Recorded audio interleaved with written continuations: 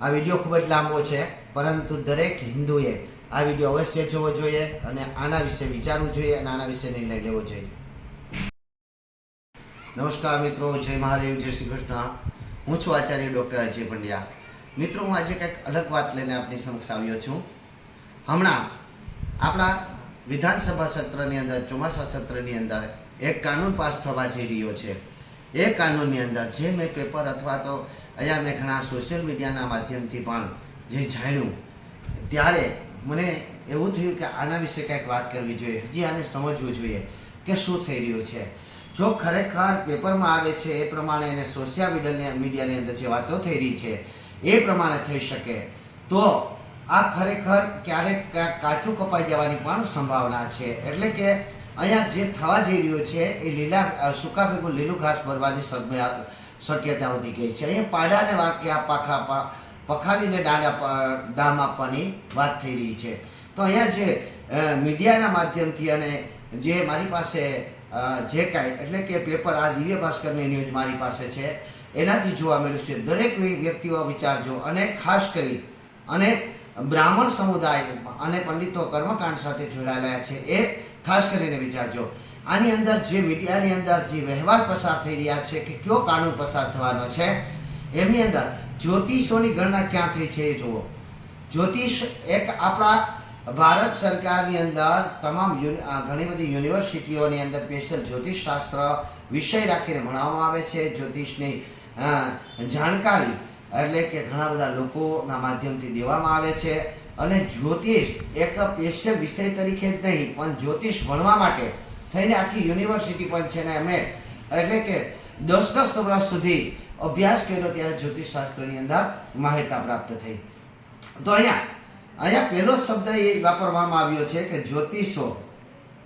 જ્યોતિષો અઘરીઓ વિદ્યા અને જાહેરાત નહીં આપી શકે. અહીંયા એક જ્યોતિષ કર્મ કરવા વાળા વ્યક્તિ પોતાની જાહેરાત નહીં આપી શકે કે અમે જ્યોતિષ છે, જો આપણે કોઈ પણ જ્યોતિષને લગતું કામ હોય તો અમારી પાસે આવી શકો છો. અહીંયા પાડાને વાંખે પકાલીની વાત, દામની વાત છે કે હશે. અહીંયા જે પહેલી વાત થઈ રહી છે કે અંધશ્રદ્ધા. તો મિત્રો, અંધશ્રદ્ધા ક્યારેય હોતી જ નથી. અંધશ્રદ્ધા ડિક્શનરીમાં છે જ નહીં. અંધશ્રદ્ધા શબ્દ જ ખોટો છે. ચાહે કોઈ પણ મોટો વક્તા કહેતો હોય, ચાહે કોઈ પણ મોટો વ્યક્તિ કહેતો હોય કે આ રાજનેતાઓને કે એ લોકોને ખબર નથી, ના મીડિયાવાળાને કંઈ ખબર નથી, એટલે મન પડે એ શબ્દ છાપી દે છે. અંધશ્રદ્ધા શબ્દ જ ખોટો છે. અંધશ્રદ્ધા ક્યારેય હોતી જ નથી. શ્રદ્ધાનો અર્થ થાય છે સ્વયં કર્મની સ્વીકૃતિ, સ્વયં કરેલા કર્મની સ્વીકૃતિ ઇતિ શ્રદ્ધા. જે સ્વ કર્મ કરેલું હોય એની સ્વીકૃતિ જ્યારે તમે કરો છો એને શ્રદ્ધા કહેવાય. હા, અંધવિશ્વાસ હોય છે, કોઈ ઉપર તમે પરભારો વિશ્વાસ મૂકી દઈ શકો. અહીં વાત એ છે ખાસ કરી અને કર્મકાંડી બ્રાહ્મણો આને ખૂબ મગજમાં લેજો. હજી આની અંદર હું કાનૂનને પૂરેપૂરી વ્યવસ્થા ને સમજો નથી, પરંતુ આ જે વાત છે એ વાત ઉપરથી અત્યારે વિડીયો બનાવવો જરૂરી લાગ્યો, એટલે માટે હું તમને કહું છું. ખરેખર તો આ હિન્દુ સંસ્કૃતિને દામી દેવાની વાત છે. હિન્દુ સંસ્કૃતિને ડામવા માટેની વાત છે. અહીંયા જે કાનૂન વ્યવસ્થાઓની અંદર જે કાનૂન બનશે એમાં કેવા લોકો સજાને પાત્ર બનશે એ જે વાત આપણે સાંભળી ત્યારે એમ કીધું છે કે કોઈ ભુવા કે કોઈ ભૂત પ્રેત પગાડવાની વાતો કરતા વ્યક્તિઓ કે કોઈ પિશાચો કે કોઈ વ્યક્તિમાં પામેલું છે, કોઈ પાગલ છે અથવા તો કોઈને સર્પ કે હેળે જાય છે, તો એ શાસ્ત્રો પર જો આપ જાઓ તો શાસ્ત્રની અંદર એવી ઘણી બધી જગ્યાઓ છે કે જ્યાં ખૂબ બીમાર હતા એવા લોકોને લઈ જવામાં આવ્યા, તો એ જગ્યાએથી એને ખૂબ સારું થઈ ગયું. જ્યાં મેડિકલે સાયન્સે ના પાડતી હતી, ડૉક્ટરે ના પાડતી હતી, મારી પાસે એવા બનાવો છે કે જે લોકો મારી પાસે આવ્યા ને મેં એને ખાલી રસ્તો ચીંધો કે આ રસ્તે તમે ચાલો તો તમને એ ફળ પ્રાપ્ત થશે. તો પ્રાપ્તિ એક બે નહીં, કદાચ હજારોની સંખ્યામાં એવા લોકો છે કે જેને ફળ મળ્યું છે. અહીં આ લોકો એમ કહે છે કે ભુવા, હા 100% એમ નથી કહેતો હું કે કોઈ ખોટું નહીં હોય, ઘણા બધા ખોટા હોય છે, પરંતુ કારણ કે મીડિયાવાળાઓએ કે આજે કાનૂનમાં જે બેઠા છે 4-5 જણા કે આ પસાર કરવાનું જેની અરજી કરી દીધી છે એ વ્યક્તિએ કોઈ અનુભવ ન કરેલો હોય. મેં પોતે હજારો ભુવાના અનુભવ કરેલા છે, એવું નથી. ઘણા બધા ભુવા ખોટું પણ હાકે છે, એ વાત અસત્ય નથી, સત્ય છે. પરંતુ ઘણા એવા પણ ભુવાઓ છે, એવા પણ ભૂઈમાઓ છે કે જે ખરેખર જે કીધું હોય જે થશે એમ થાય છે. તો આ કોણ કરવા જાય છે? તો અહીંયા કંઈક એની પાસે દિવ્ય શક્તિ, દેવી શક્તિ, અપારિક શક્તિ હોય છે, જે શક્તિના હિસાબે એ આવું કાર્ય કરી શકે છે. અને આમાં જે મને દુઃખ એ વાતનું થયો કે જ્યોતિષ વિશે જ્યારે કહેવામાં આવ્યું તો ભાઈ જ્યોતિષ વિશે જો આવો કાનૂન પસાર કરી શકો તમે તો આવતીકાલે તમે તો ધર્મને જ બંધ કરાવવા માટે તત્પર બની જશો. અને પાછું માં રાખ્યું છે કે એમાંથી બાદ કોણ છે? તો કે ક્રિયા કર્મ કરાવવા વાળા બાદ છે, કોઈ પૂજામાં કર્મ કરવા વાળા બાદ છે. પરંતુ કાલ સવારે હવે એવું પણ થશે કે ભાઈ આ પૂજા કર્મ કરવાનું તેથી વિચારેલ તો હતું પણ એની પર આપણે કાનૂન પસાર ન કરી શક્યા. આવતીકાલે એવું પણ બનશે કે બ્રાહ્મણો પાસે લોકો આવશે કે ભાઈ અમારી પાછળ દુઃખનું કારણ શું છે, અમે જે જન્મ કુંડળી બનાવીએ છીએ અહીંયા જ્યોતિષ શાસ્ત્રને જો આ લોકો અવગણના કરવા મળશે તો આપણા સમાજની ખૂબ જ મોટું નુકસાન થવાનું છે. કારણ કે જેટલી વખત આપણી ઉપર રાજ થયા, મિત્રો લાંબો વિડીયો થશે પણ સાંભળજો, જેટલી વખત ચાહે મુગલોએ રાજ કર્યું, ચાહે અંગ્રેજોએ રાજ કર્યું, તે લોકોએ અંગ્રેજોએ સોચી સમજી સાથી ખાલી 2 લાખ અંગ્રેજો આટલા કરોડ હિન્દુસ્તાનીઓ પર રાજ કરી ગયા. તો કઈ રીતે? તો એ લોકોએ નક્કી કર્યું હતું કે પેલા બ્રાહ્મણોને ખતમ કરી દો, વેદોને ખતમ કરી નાખો, વેદોને બાળી નાખો, વેદનને નષ્ટ કરી નાખો. એટલા જ માટે પેલા તો નાલંદા વિદ્યાલય છે સળગાવવામાં આવી હતી. મોગલોએ પણ આવો જ વિચાર કર્યો હતો, શાસ્ત્રોને બાળી નાખો, કારણ કે શાસ્ત્રનું જ્ઞાન માત્ર બ્રાહ્મણો આપે છે. આથી કરી બ્રાહ્મણોને નષ્ટ કરી નાખો. જે લોકો તમને સાચા માર્ગે દોરી જાય છે, અહીંયા તો કે કથા કરવી, સમૂહની અંદર ભજન કરવા, કીર્તન કરવા, એ લોકોને અત્યારે બાદ રાખવામાં આવ્યા છે. ભવિષ્યની અંદર એ લોકોને પણ અંદર લઈ લે. અહીં કોઈ અમારી પાસે દુઃખી થઈ અને જ્યોતિષ ચોરાવવા માટે આવ્યા, અમારી કોઈની અમે જન્મ કુંડળી કાઢી દીધી, તો 1-2 ની હજારો પ્રૂફ એવા મારી પાસે છે કે જે બાળક વિશે મેં એવું લખ્યું હતું કે આ આવું થશે તો એ બાળક એવું જ થયું છે. પ્રશ્ન કુંડળીની અંદર એવું લખ્યું હતું કે 1-2 વર્ષની અંદર તમારી સાથે આવી થવાની સંભાવના છે, તો એ થયું છે. અરે તમે જેને સ્વીકારો છો મીડિયા પરથી આ દોડીને આપો છો, 10 મીડિયા જેનું કવરેજ કરે છે, એ પણ એક જ્યોતિષ શાસ્ત્ર છે. અંબાલાલ પટેલ જેવા કે પરેશ ગોસ્વામી જેવા કે અન્ય આગાહીકારો જે છે તે વરસાદ થવાની આગાહી કરે છે, તો એ જ્યોતિષ જ છે. પૂછ્યા હોય ને કે કેની ઉપરથી કહે છે? એ આંકડા શાસ્ત્રની જ્યોતિષ ઉપરથી કહે છે. અમે પણ એ જ ગ્રહોની ચાલ ઉપરથી કહીએ છીએ. અને આપની પાસે પણ એવું જ્ઞાન છે જ, પરંતુ આપ એને સમજી નથી શક્યા. તો અહીંયા ખરેખર તો કે બ્રાહ્મણોને નીચા બચાવવાની વાત છે. ભુવાને જે મંદિરમાં જાય છે, દેવી દેવતાઓની આરાધના કરે છે, 100%માંથી 100માંથી કદાચ એકાદ ભુવાને વાત કરો, ભલે કદાચ ખોટું પણ હોય, હું નથી હાચી કે બ્રાહ્મણો પણ ખોટા રસ્તે ચડાવે છે, એવું નથી ચડાવતા. પરંતુ આની અંદર લીલાસ્વાન ભેગું સુકા ભેગું લીલું બાળવાની શા માટે પ્રયત્ન થઈ રહ્યો છે? આપ જ્યોતિષની જાહેરાત નહીં આપી શકો, લોકોને ખબર કેમ પડે? તો આ મોટી જાહેરાતો, ખોટી જાહેરાતો આપવાની છૂટ છે. અહીં જે આ લોકોએ કાયદો બનાવ્યો છે એમની અંદર જે લોકો કહે છે કે પૈસા લઈને તંત્ર વિધિ કે મેલી વિદ્યા કરવી 1 ગુનો બનશે. ચાલો એ વાત બરાબર છે, માન્ય રાખીએ આપણે, બરાબર. બીજી વાત છે કે ચમત્કાર, અગર વિદ્યા કે ધૂણીને સમસ્યાનું નિવારણ કરવાની વાત કરી તો એ વાત ઉપર પણ કાનૂન લાગશે, 7 વર્ષની સજા સુધી કે 50,000 રૂપિયાનો દંડ. તો અહીં મેં એવા ગ્રુપો જોયા છે કે જેના શરીરની અંદર અંગો કામ ન કરતા હોય, અથવા તો જેને ઘણી બધી સમસ્યાઓ હોય છે, જે પાગલ જેવા કર્મ કરતા હોય છે, એની પર કોઈ માતાજીના ભુવાએ કે ભૂઈમાએ હાથ મૂકી એને કીધું બેટા શાંત થઈ જાય, ત્યારે શાંત થઈ ગયા છે. અમે નજરે જોયું છે. શક્તિ હતી કે નહોતી એ મને નથી ખબર, પણ કોઈ યજ્ઞ કાર્યની અંદર જો કોઈ આવું કર્યું તો એ કાર્યથી એનો ફળ મળી ગયું. યજ્ઞનું બળ પણ એને મળ્યું હોય અને ભુવાતાની કે ભૂઈમાની માતાજીની શક્તિ પણ એને પ્રાપ્ત થઈ હોય. એટલે અહીંયા તો કે એ વાત પણ ખોટી છે. પછી ભૂત ડાકણ કે વળગાડ ભગાડવાના નામે શારીરિક પીડા આપી, એ વાત કોઈ ભૂત અથવા કે ડાકણ ભગાડવી છે, આમાં આની આત્માની અંદર પ્રવેશી ગઈ છે ને એને કોઈ માર મારવો, સાકરનો માર મારવો કે બીજું ત્રીજું મારવું કે એને બાંધી રાખવી 1 ગુનો બનશે. તેના સામું કોઈ વાંધો નથી, કારણ કે આવું કોઈએ કરવું ના જોઈએ. કારણ કે શાસ્ત્રોક્ત રીતે એવું કાંઈ છે નહીં, કોઈ વ્યક્તિને તમે સજા ન આપી શકો. ચોથું છે ગર્ભધારણ માટે મહિલાને લલચાવી જાતિ સંબંધ બાંધવો 100%. આવું જો કોઈ કરતું હોય તો એને 100% ખૂબ જ કઠણ અને ખૂબ જ મોટી સજા થવી જોઈએ, બરાબર છે. જાતિ શોષણ જો કોઈ કરતું હોય તેને ખૂબ મોટી સજા થવી જોઈએ. શારીરિક માનસિક રોગથી દામ આપનાર, તંત્ર મંત્ર દ્વારા સ્વાર્થવાળ એટલે કે તંત્ર મંત્રના માધ્યમથી સારવાર થતી હોય અથવા તો દામ આપતા હોય. આમાં બે વાતમાંથી એક વાત હું અસત્ય માનું છે કે દામ આપવું હોય કોઈને કંઈ તો એ આપવું કદાચ અસત્ય છે, પરંતુ કોઈ મંત્ર, તંત્ર અને મંત્ર બે વસ્તુ લીધી છે, ધ્યાનથી સાંભળજો. મંત્ર કોઈ એમ કહે, હું અત્યારે એમ કહું કે તમારું તમને ખૂબ જ પીડા થાય છે, તમને પેરાલિસિસ જેવો હુમલો આવી ગયો છે, તમારા હાથ પગ કામ કરતા નથી, તમે વારે ઘડીએ બીમાર પડો છો, તો તમે શનિદેવનો આ જાપ કરો કે હનુમાનજીનો આ જાપ કરો. વારે ઘડીએ તમને બાધા આવે છે તો હનુમાનજીનો આ જાપ કરો, સર્વ બાધા મુક્તિનો જાપ કરો, અથવા તો ઓમ લીલાજલમ સમાભાસમ રવિપુત્ર યમાગજમ સાયામાતન સમુતમ તમ નમામિ શનૈશ્વરનો જાપ કરો. કોઈ અભિષેક કરો, શિવજીનો મંત્ર કરો, ઓમ ત્રંબકમ યજામહે સુગંધિ. પણ મંત્ર હું તમને આપું તમારા પ્રશ્ન કુંડળીની અંદર, જન્મ કુંડળીની અંદર, અને આ મંત્ર થવાથી, કરવાથી, જપ કરવાથી, સિદ્ધ કરવાથી તમારામાં ઉર્જા ઉત્પન્ન થશે ને એ ઉર્જાના પ્રગારથી કરી અને તમારામાં કોઈ શક્તિ પ્રાપ્ત થશે જેથી કરી તમારો રોગ મટી શકે છે. તો આ ગુનો કરવામાં આવ્યો છે.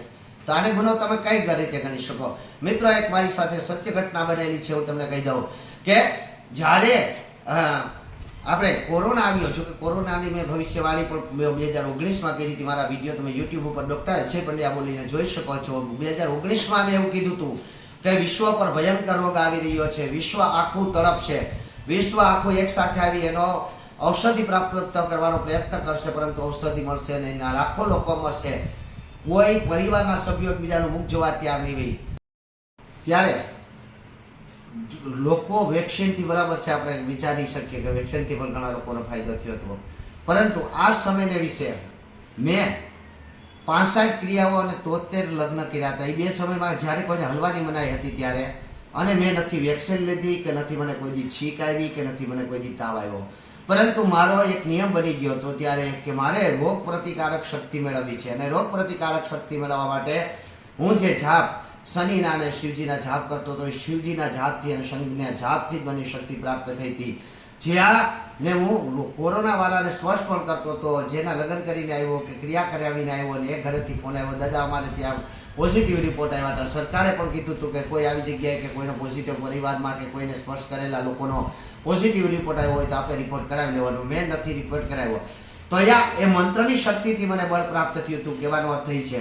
તો અહીંયા મંત્રની શક્તિથી લોકોને બળ પ્રાપ્ત થાય છે, અને આ લોકો એને એમ કહે છે કે કોઈ તંત્ર મંત્ર કરવો તો એ ગુનો ગણાશે. એટલે મંત્ર તમે કોઈને આપશો તો એ ગુનો ગણાશે. ગ્રહોની ચાલ તમે કોઈને અપાવીને તમે એને મંત્ર કહેશો કે આપ આ મંત્ર કરો તો એ મંત્ર ગુનો ગણાશે. આમાં તમને તગડી સજા થવાને પાત્ર છે. એટલે તંત્ર સાથે મંત્રને જોડવામાં આવ્યો છે એ ખરેખર અહિત છે. અને સાતમો જે છે કે સર્પદંશ કે અન્ય જંતુ કરડવા કે કિસ્સામાં દોરા ધાગા કે તંત્ર મંત્ર કરવા, અહીંયા પણ પાછો મંત્ર આવ્યો. અહીંયા સર્પદંશ કે કોઈ કાંઈ પણ એવું થયું હોય તો એટલે તમે એમ કહો છો કે આ મંત્રના હિસાબે આપણે સર્પદંશ કે વીંછીના દંશમાંથી આપણે મુક્તિ મળી શકશે, તો એ આપણો ગુનો ગણાશે. તો આવો અત્યારે તો વીંછીનો બહુ ઉપદ્રવ નથી, બાકી અમે નાના હતા ત્યારે વીંછીઓ ખૂબ જ હતા, અને વીંછીઓ એક બે દિવસે કોકને કરડ્યા જ હોય. ત્યારે વીંછી એક વિદ્યાર્થી ઉતરાતી હતી, અને જે સર્પ પણ ઉતરી જાય છે. આપણા શાસ્ત્રની અંદર એનો ઉલ્લેખ છે, જલંધારુના નામથી સર્પ પાછો પણ વયો જાય છે, એવા પણ ઉલ્લેખ છે, પરંતુ એ વિદ્યાર્થી વાત નથી કરતો. અહીંયા એવા ઘણા બધા હજી જામનગરની આસપાસની અંદર એવા ગામડાઓ છે કે જ્યાં એટલે કે એક જુગીવાળા દાદા તરીકે પ્રખ્યાત જે સ્થળ છે, એક વાછા દાદાનું જે સ્થળ છે કે ત્યાં ગામમાં કોઈને પણ કદાચ સર્પ અડી ગયો હોય તો આવી જગ્યા પર એ જે વ્યક્તિને સર્પ અડ્યો હોય એને મૂકી દેવામાં આવે છે, ધા નાખી દેવામાં આવે છે. અને આ ધા નાખી દઈ ત્યારે ગામના વાછરડાથી લઈને કોઈ પણ માણસ છે ભોજન અને પાણીનો ત્યાગ કરી દે છે, અને આ ત્યાગ કરવાથી કરીને એવા ઘણા બધા લોકોને એ ઝેર ઉતરી ગયો છે. તો આ ક્યાંથી આવ્યું? અને હજી પણ આજે પણ એવી જગ્યા પર આ માન્યતા છે ને એવું થાય છે. તો આ જે લોકોની સાથે આવું થતું નથી અને જે લોકો એમાંથી સફળ નથી થયા, તો એવા તો ઘણા બધા કિસ્સાઓ છે. શું તમે મેડિકલમાં 100% સક્સેસતા મળે છે? અહીંયા 50-50 લાખ રૂપિયા મૂકીને ઓપરેશન કરે છે, એ પણ નિષ્ફળ જાય છે, કારણ કે એના પોતાના જીવાત્માના કર્મ થોડાક સારા હોવા જોઈએ ને. એનું મૃત્યુ જ નક્કી થઈ ગયું હોય તો એને કોઈ બચાવી નથી શકતું.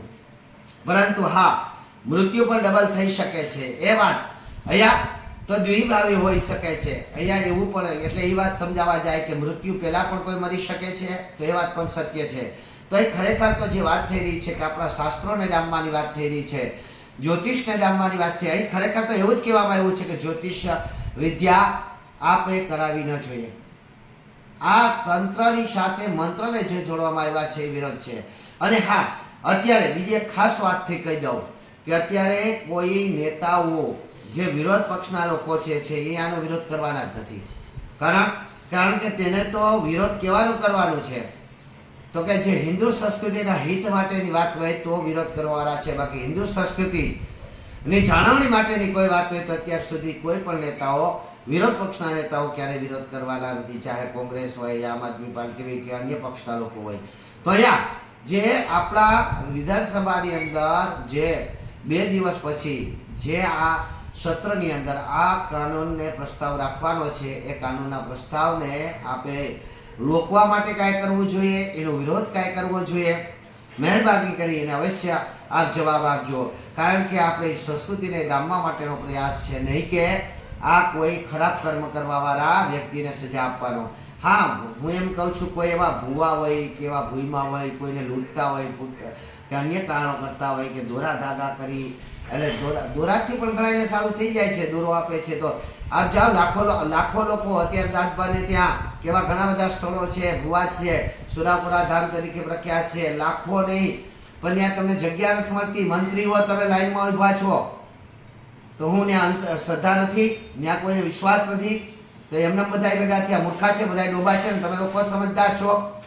સમજદાર જ છે બધા ત્યાં જવા વાળા, કરોડો રૂપિયાની ગાડી લઈને લાઈનમાં ઉભા છે. તો આ લોકોને ક્યાંક ને ક્યાંક પ્રકારે સારું થતું હોય છે. આથી કરીને એ લોકો એવી જગ્યાએ જાય છે. એવી ઘણી બધી જગ્યાઓ છે કે ત્યાં મંદિરના સંચાલક છે કે આવા ભૂઈમાં છે કે ભુવાતા છે કે બ્રાહ્મણ છે, એ તમને કાંઈક ખાલી એક પ્રસાદ આપી દે કે તમારી પર હાથ મૂકી દે તો એને સારું થઈ જાય છે. એવા ઘણા વિડીયો પ્રત્યક્ષ જોઈ શકો છો કે લાખોની ભીડમાંથી અપંગ વ્યક્તિ, જેને આપ હાથ પગ જોઈ શકો, હાલી ન શકતો હોય, ચાલી ન શકતો હોય, એવા વ્યક્તિ પર હાથ મૂકવાથી સારું થઈ જાય છે. તો આ એક શ્રદ્ધાનો વિષય છે, પરંતુ શ્રદ્ધાનો વિપરીત અર્થ અંધશ્રદ્ધા નથી હોતી. આપણે લોકોએ ઘણા બધા એવા શબ્દો જે છે કે જેનો અર્થ ઘટન ખોટું કરી નાખ્યું છે. અંધશ્રદ્ધા હોતી જ નથી. શ્રદ્ધા એટલે ઇતિ સ્વીકૃતિ. શ્રદ્ધા આપણે આ પ્લગ છે, પ્લગમાં જે વાયર જાય છે, વાયરમાં તમે આંગળી નાખી હોય, અડાડ્યું હોય, એકવાર ને શોર્ટ લાગી ગયો એક બાળકને કે તમને, પછી તમે એને ન અડો, તમારામાં સ્વીકૃત કરી લીધું, તમે સ્વ પ્રમાણ મળી ગયું છે કે આમાંથી શોર્ટ લાગે એટલે કોઈ દી તમે નહીં અડો.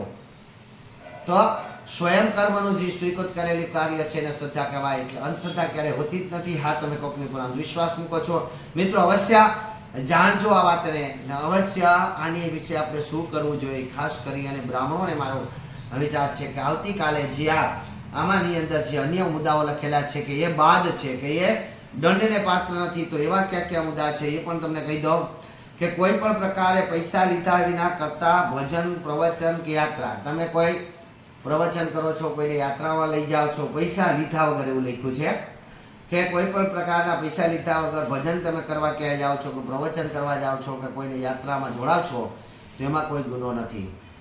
એટલે અહીંયા તો કે તમે કોઈ પૈસા ના આપે તો એમાં કોઈ ગુનો નથી. બીજી વાત કે પરિક્રમા કે પૂજા, પ્રાચીન અને પરંપરાગત જ્ઞાન અને શિક્ષણ, આપ તમે કોઈની સામે જો સત્સંગ કરી અને વાત આપો કે આપણા સાહિત્યો આવા છે, આપણા શાસ્ત્રો આવા છે, એટલે કે તો એ પણ એ ગુનાને પાત્ર નથી. કોઈ મૃત મહાત્મા ચમત્કારી વિશે આપ જાણ કરતા હોય કે જલારામ બાપા આવા થઈ ગયા, કે શંકરાચાર્ય આવા હતા, કે દેવલાઈ આવા હતા, એના વિશે જો આપ ચર્ચા કરતા હોય તો એ ગુનાને પાત્ર નથી. શારીરિક કે નાણાકીય નુકસાન કરતા ન હોય તેવી ધાર્મિક વિધિઓ, કોઈને નાણાંની નુકસાની ન થવી જોઈએ.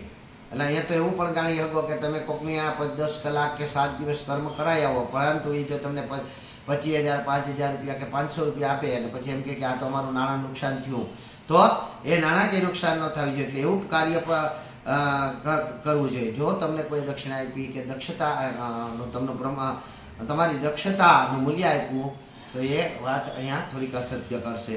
બીજી નંબર કે વ્રત, મનત, જુલસ, ધાર્મિક વિધિ અનુસાર કાન અને નાક વિંધવા, જેનોમાં કેશલોચન. જેનોમાં કેશલોચન વિશે આપણે એમ માનો તો પૂર્ણ જ્ઞાન નથી. વ્રત, મનત અને જુલુસ. વ્રત તમે કોઈ કરતા હોય, તમે કોઈ જુલુસ કાઢો, ધાર્મિક વિધિ અનુસાર કાન અને નાક વિધાવા, એટલે અહીંયા કદાચ એવું કહેવાનું થાય છે કે તમે કોઈની પાછળ ક્રિયાકર્મ કરો છો, એની અંદર કોઈ પણ કાર્ય કરો તો એ ગુનાને પાત્ર નથી. પરંતુ મિત્રો અહીંયા વાત એ છે કે એને નોંધમાં લીધેલી છે.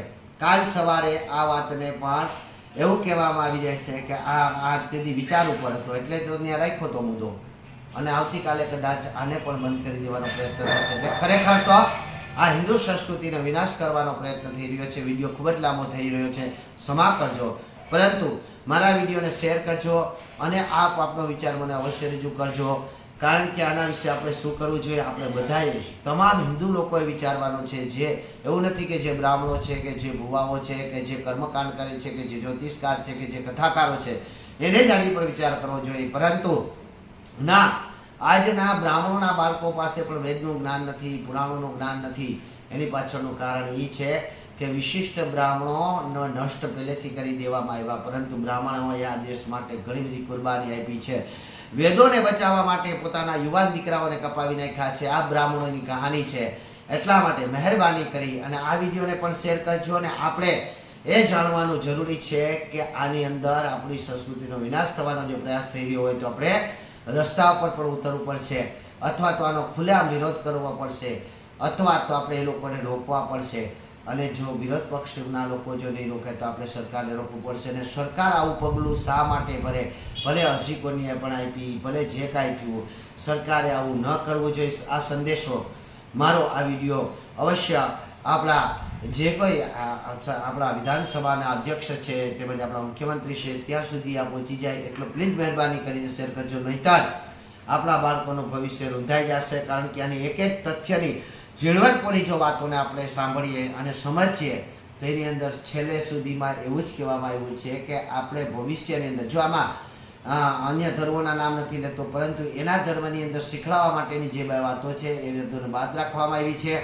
અહીંયા આ હિન્દુ સંસ્કૃતિના તમામે તમામ મુદ્દાઓ આમાં આવરી લેવામાં આવ્યા છે. થોડાક જે કર્મ બાકી રાખવામાં આવ્યા છે એ પણ ભવિષ્યમાં આવરી લે તો એમાં કોઈ નવાઈની વાત નહીં રહી. કારણ કે એકવાર શરૂઆત થઈ જાય પછી એને બરબાદ કરવામાં વાર નથી લાગતી. આથી કરી દરેક હિન્દુએ વિચારવું પડશે કે આની અંદર ખરેખર શું કહેલું છે. મોટા મોટા રાજનેતાઓ કે વિધાનસભાની અંદર જે લોકોને આપણે જ ચૂંટીને મોકલ્યા છે અને આપણે જ જેને પ્રેમ કર્યો છે એવા લોકોને કદાચ આવા ધ્યાન બારોબાર પણ હોઈ શકે, કારણ કે તે લોકોએ આ જ્ઞાન પ્રાપ્ત કરેલું નથી. અને તેને કદાચ એવું પણ લાગતું હોય, અને હા, એકાદ બે અનુભવ ખરાબ પણ થયા હોય, એવું નથી કે કોઈ ભુવા પણ ખરાબ હોય, કોઈ બ્રાહ્મણ પણ ખરાબ વર્તન કર્યું હોય તો એ બધાને માટે બધાય આખો લોકો ખરાબ નથી હોતા. આખા ભુવાઓ, આખા ભૂઈમાં, આખા બ્રાહ્મણો અને પ્રત્યે આવું કરવું એ યોગ્ય નથી. જેમ મેં તમને કીધું એમ કે એક ડૉક્ટરને ત્યાં ઓપરેશનમાં એક વ્યક્તિનું મૃત્યુ થઈ જાય છે, તો એવા અનેક ડૉક્ટર હશે, ઘણા બધા ચાલુ ઓપરેશનમાં પણ મૃત્યુ થઈ જાય છે. તો એનો મતલબ એવો નથી કે ડૉક્ટર પાસે ફરીથી એ કોઈ ઓપરેશન ન કરી શકે, પરંતુ હા, એ ડૉક્ટરે જો એને મારી નાખવાનો પ્રયત્ન કર્યો હોય તેની સજા થવી જોઈએ. એમ જ અહીં કોઈ કુકર્મ કરતો હોય અથવા તો સમાજને ગેરમાર્ગે દોરતો હોય, ન કરવાનું કાર્ય કરતું હોય તો એ ચાહે કોઈ પણ હોય એને સજા થવી જોઈએ. પરંતુ તમે જે વાત લખી છે, જે પેપરમાં આવે છે, જે સોશિયલ મીડિયામાં આવે છે કે આ લોકોને આવું નહીં કરી શકે તો એ વાત અસત્ય છે. આવું ન કરવું જોઈએ. મારી આ વાતને વિધાનસભા સુધી પહોંચાડી દો, વિધાનસભાના દરેક મેમ્બર સુધી પહોંચાડી દો, અધ્યક્ષ સુધી પહોંચાડી દો. અને જે વ્યક્તિએ આ તર્ક કરી અને જે તે સમયથી એમ કહેવાનું છે ઘણા સમયથી આ અરજી હું રાખેલી હતી, ખરડો પસાર કરવાનો છે, પરંતુ આ પસાર ન થવો જોઈએ. જો આ પસાર થઈ જશે તો આપણી હિન્દુ સંસ્કૃતિને ઘણું બધું નુકસાન થશે. જે લોકો આવી રીતે ભૂત પ્રેતને ભગાડવાની વાતો કરતા હોય કે જે લોકો ખોટું કર્મ કરતા હોય એ લોકોને સજા કરવી જરૂરી છે. પરંતુ એની અંદર 10 જણા ખોટા વાહે 90 જણાને સાચો જણાને મારવાનો કે દંડ આપવાનો પ્રયત્ન ન કરશો. મહેરબાની કરી આ વિડીયો શેર કરજો. જય માતાજી, જય શ્રી કૃષ્ણ, જય મહાદેવ. સર્વનું કલ્યાણ થાઓ.